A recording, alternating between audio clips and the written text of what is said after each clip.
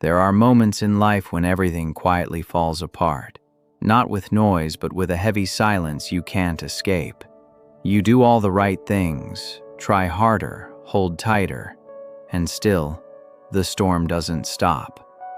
That's when exhaustion creeps in. Not from failure, but from fighting what cannot be controlled. This is a story about those moments, about a man who believed strength meant resistance, and learned slowly and painfully that real strength sometimes means letting go. If you've ever felt tired of battling every season of life, this story will meet you there. In a small town where the rain often lingered longer than expected, there lived a man who thought endurance was the same as courage. The town was quiet in a way that felt practiced, as if it had learned to hold its breath. Mornings arrived gently there, soft light on empty roads, shop shutters rising without urgency, the smell of wet earth lingering from the night before. This was where Elias lived, a man who believed deeply in structure. He woke before the sun, folded his sheets tight, drank his coffee without sugar, and walked the same path every day as if repetition itself were a promise. To the outside world, Elias looked steady, reliable, someone who knew where he was going. Discipline had become his language of safety. If he kept moving, if he stayed useful, if he earned his rest, nothing could truly touch him, or so he believed. But inside, there was a quiet tension he rarely acknowledged, a restlessness that surfaced only in still moments, when the streetlights flickered on, or when the rain tapped too gently against the window. Stillness made him uneasy. Silence asked questions he wasn't ready to answer. He wanted a life that made sense, one where effort always led to outcome, where pain could be avoided through preparation. His purpose, as he understood it, was simple: build something solid enough that it could never be taken away. Yet storms have a way of announcing themselves slowly. It began with small disruptions, plans delayed, expectations unmet, a feeling that his careful routine no longer brought the same peace. He ignored these signs, tightening his grip instead. More discipline, less rest, stronger walls. You might recognize this moment, that phase when you double down, believing courage means endurance alone, when you confuse control with strength, when you sense the sky changing but convince yourself you can outwork the weather. Elias stood firmly in that belief, unaware that the first lesson of his journey was already unfolding. The storm was not coming to test his strength. It was coming to change how he understood it. Elias believed progress was something you could measure. Hours logged, goals met, boxes checked. Each small victory became proof that discipline worked, that if he stayed focused long enough, life would eventually reward him with certainty. So, he worked harder. Days blurred into routines polished to perfection. He arrived early, left late, and filled the space in between with effort. Compliments came quietly, nods of approval, passing remarks about his reliability. They settled into him like warm stones, grounding him. For the first time in a long while, he felt close to something resembling peace. Success to Elias wasn't loud.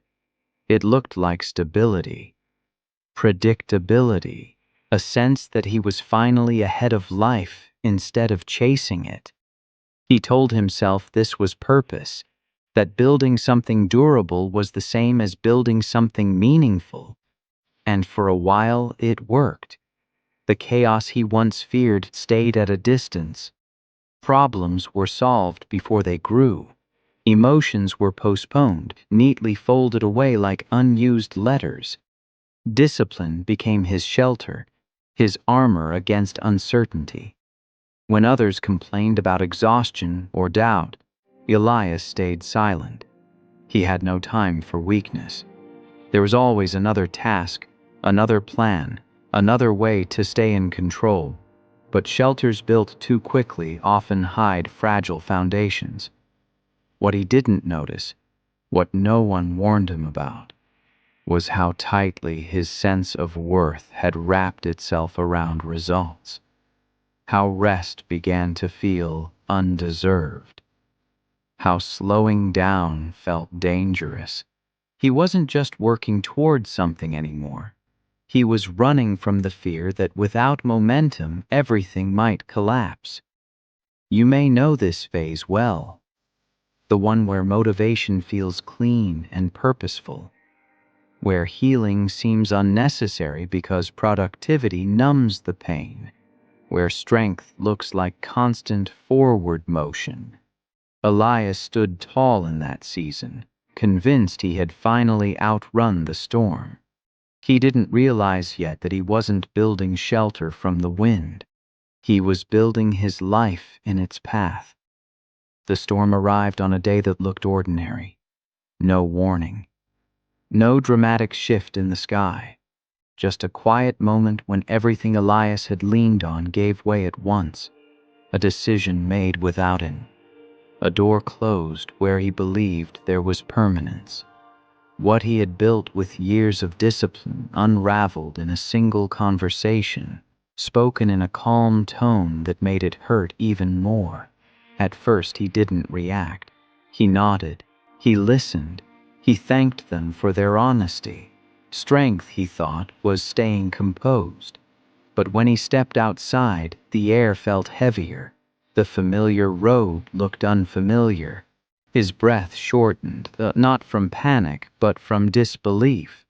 This wasn't how it was supposed to happen. He had followed the rules. He had stayed disciplined. He had earned continuity. The loss wasn't just professional or practical, it was personal. His identity had been stitched into that structure so tightly that when it collapsed, it took pieces of him with it.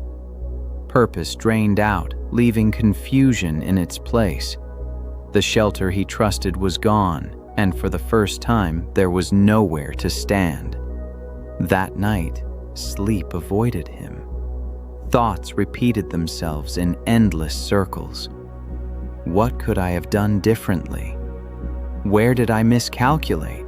If I fix it fast enough, maybe none of this will count as failure, but storms don't negotiate. By morning, reality had settled in. The routine that once gave him strength now felt hollow. His discipline had nowhere to land. Effort without direction became weight instead of momentum. You've likely stood in this storm before. The one that doesn't care how prepared you were, the one that exposes how fragile certainty can be, the one that makes you question whether strength was ever about control at all. Elias didn't know it yet, but this collapse was not the end of his journey. It was the moment the story stopped being about success and began being about truth. Elias told himself it was temporary. That belief became his anchor.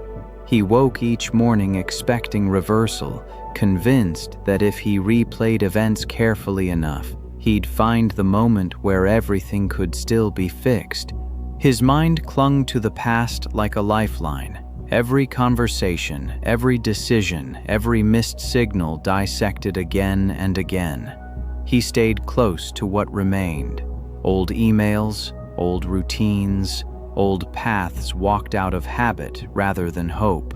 Letting go felt like admitting defeat, and defeat felt like erasing the years he had given. So he held on, even as the ruins cut into his hands.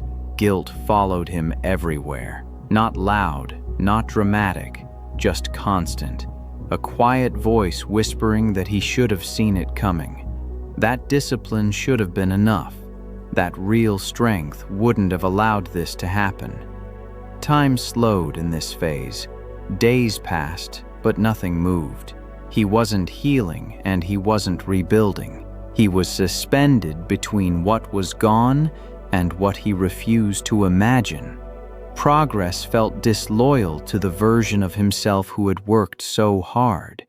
You may recognize this space, the place where memory becomes a trap, where motivation turns inward and feeds regret instead of growth, where holding on feels safer than stepping forward, even when standing still hurts.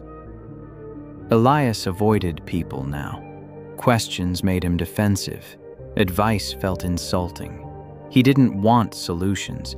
He wanted restoration. He wanted the past to return, unchanged. But storms don't leave things the way they were.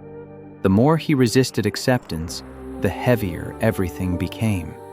Exhaustion replaced effort. Nights grew longer. Hope thinned into obligation. And beneath it all, an unspoken truth waited patiently. He wasn't protecting his past.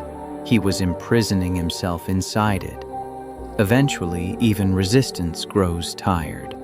Elias stopped arguing with his thoughts because there was nothing left to defend. The questions had exhausted themselves. The anger dulled into something heavier, an emptiness that didn't demand answers.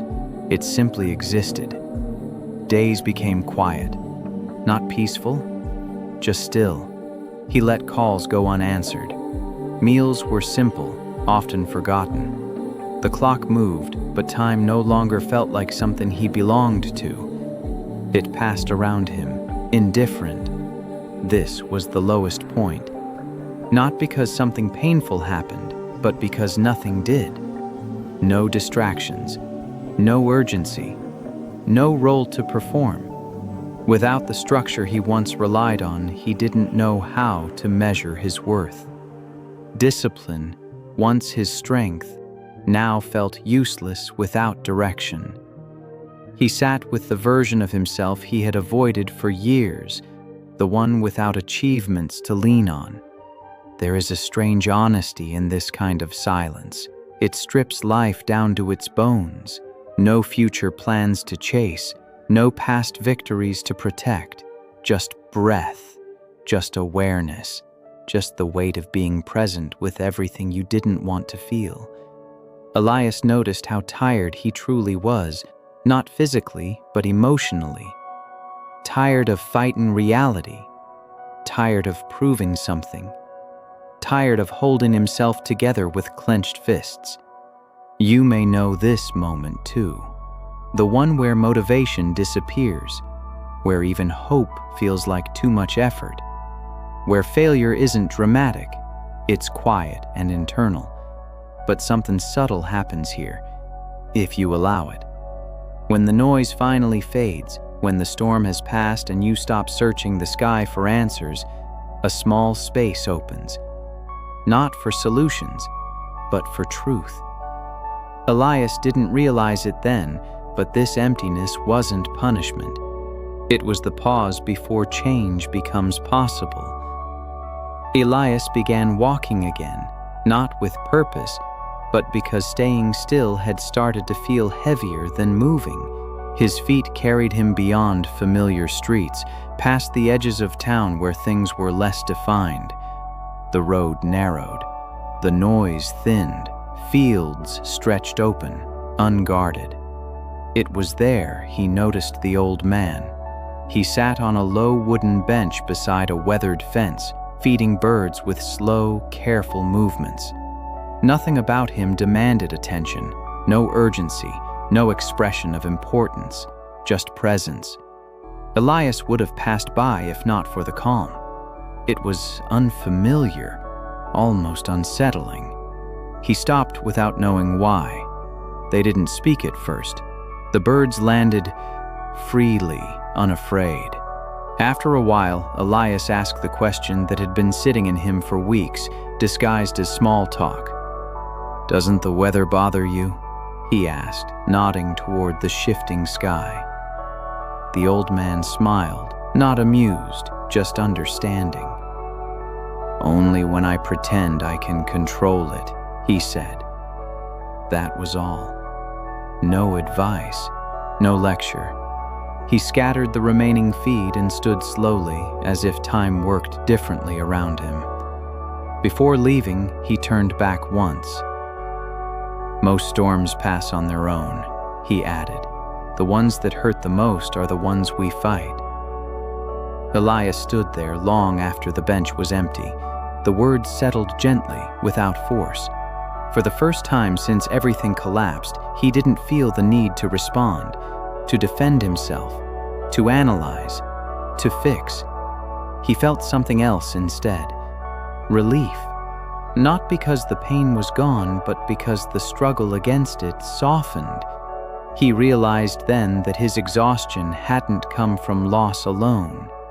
It had come from resistance. You may encounter wisdom like this in your own life, not through grand moments, but through quiet ones. A sentence, a glance, a pause that changes how you carry your pain. Elias turned back toward town, not renewed, not healed, but open. And that was enough to begin again. Elias didn't wake up transformed. There was no sudden clarity, no dramatic shift in his life. What changed was smaller and quieter. He stopped arguing with the day before it even began. He let mornings unfold without forcing them into shape.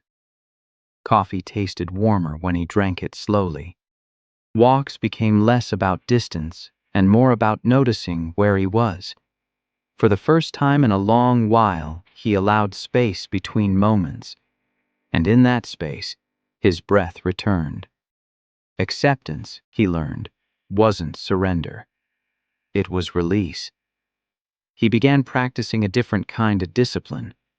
Not the rigid kind that demanded results, but the gentle kind that asked for honesty. When sadness surfaced, he didn't rush to bury it. When fear appeared, he named it without shame. Strength no longer meant carrying everything alone. Small rituals replaced old routines. He cleaned not to stay busy, but to care for the space he lived in. He rested without needing to justify it. He spoke less, listened more. Each action felt humble, almost invisible, but together they stitched something new inside him. Healing did not arrive as motivation. It arrived as permission. Permission to stop performing. Permission to be unfinished. Permission to exist without proving worth through struggle. You may recognize this phase if you've ever chosen peace over pride. If you've ever softened after years of tension. Growth here isn't loud. It doesn't announce itself. It simply stays. Elias still thought about what he'd lost, but the thoughts no longer demanded punishment. They passed through him like weather, noticed, respected, and allowed to move on. For the first time, he understood something essential. Armor is useful in battle, but it's heavy to live in. So, he learned to walk without it. Healing has a way of being tested when you least expect it. Just as Elias began to trust the quiet stability he'd built, familiar winds returned, invitations resurfaced, old opportunities whispered promises of restoration. The version of himself he once was knocked gently, then persistently, reminding him how efficient control used to feel. The temptation wasn't obvious. It arrived dressed as progress. He felt it in his body first. A tightening, a rush of urgency. The old rhythm tried to reclaim him. Do more, move faster, prove again. Discipline, once softened, threatened to harden back into armor. This was the new struggle.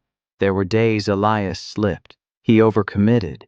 He stayed up late planning outcomes that didn't yet exist. He caught himself measuring worth in productivity again, judging peace as laziness. But something was different now. He noticed.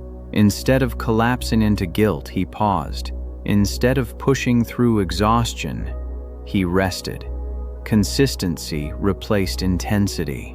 He returned to the practices that grounded him. not perfectly, but patiently. Growth, he learned, isn't about never falling back. It's about how quickly and kindly you return to yourself. You may be in this season right now, where you know better but the old ways still call, where courage looks less like ambition and more like restraint, where discipline isn't force, it's devotion to what keeps you whole. Each time Elias chose presence over pressure, the pull weakened. The storm still existed, but it no longer controlled his direction. Strength was no longer something he proved in extremes. It was something he practiced daily, in small, quiet decisions that no one applauded. And that was enough. One morning, Elias noticed the sky, not because it was particularly clear or dramatic, but because it no longer felt heavy.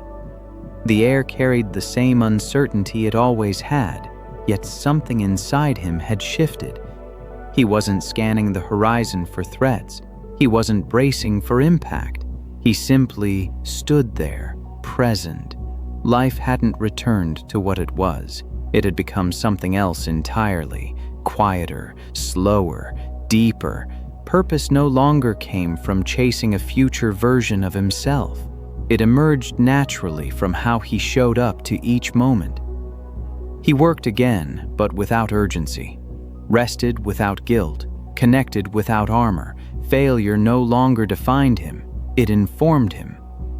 Pain still visited, but it didn't stay. This was his transformation, not the kind that announces itself, but the kind that settles into the bones. Elias understood now that peace isn't the absence of storms. It's the absence of resistance. The sky changes, seasons shift.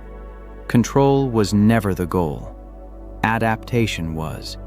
You may reach this place one day, or maybe you're already closer than you think, where motivation feels gentle, where strength feels spacious, where rebirth doesn't mean becoming someone new, but returning to who you were before the world taught you to fight everything.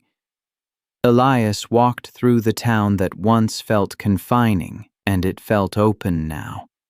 Not because the world had changed, but because he had. The storm that once broke him had given something back, perspective. And under this new sky, he finally understood. Nothing needed to be conquered for life to be meaningful. If you're listening to this story, it's likely because you've faced a storm of your own, not the kind you can outrun or overpower, but the kind that lingers, asking something of you. Loss, failure, change, the moments that break routines and expose what you've been using to feel strong. Elias's journey was never about becoming invincible. It was about becoming honest. The storm didn't arrive to punish him. It arrived to teach him that discipline without compassion becomes a cage. That courage isn't always loud resistance, it's quiet acceptance. That letting go is not weakness, but wisdom. Healing begins when you stop fighting what already is. You don't have to hold on to every version of yourself. Some chapters end so others can begin. Some failures are not meant to be fixed, only understood. And some storms are simply clearing the sky. Strength grows when you allow yourself to feel. Peace arrives when you stop measuring your worth by outcomes. Purpose emerges not from control, but from presence. You may still stumble. Old winds may return. That doesn't mean you've failed, it means you're human. Rebirth is not a single moment, it's a practice. So when life feels heavy, ask yourself gently, am I fighting the storm or learning from it? Because the truth is this, you were never meant to conquer every season, only to grow through them. If this story resonated with you, carry it forward. Share it with someone who needs rest, not resistance. And if you'd like more stories like this, slow, human, and honest, stay connected. The storm will pass, and when it does, you will still be here,